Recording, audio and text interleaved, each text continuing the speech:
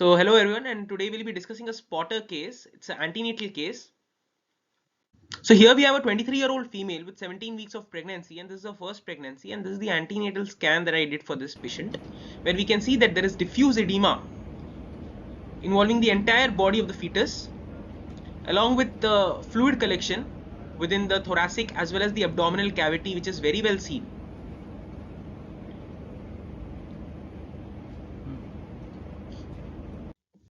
The placenta was also enlarged.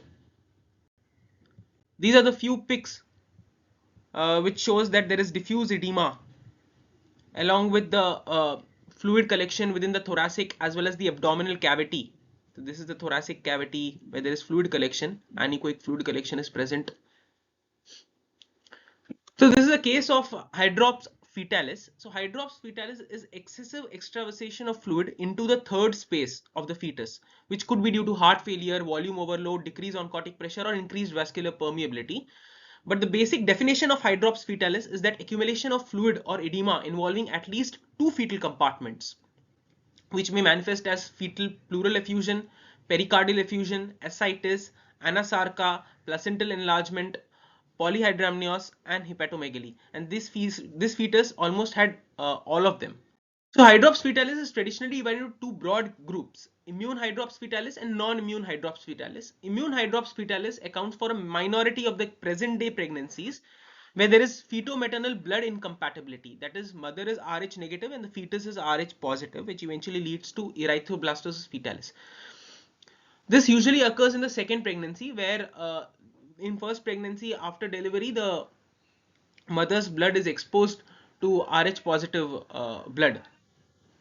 But this our case was a first pregnancy, so it is in favor of non-immune hydrops, which accounts for majority of the cases in the present day pregnancies. It can be due to chromosomal anomalies like Turner syndrome, trisomies, cardiac causes like congenital cardiac anomalies, cardiac rhabdomyoma, twin pregnancy related complications like twin to twin transfusion.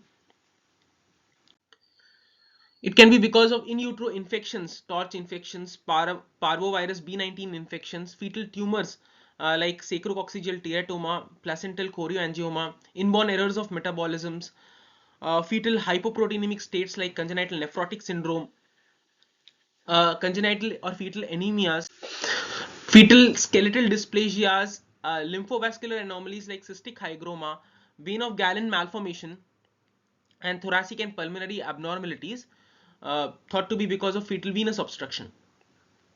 So I'll be doing an anomaly scan for this patient next week, and I'll let you know the cause for this fluid accumulation. So just stay tuned.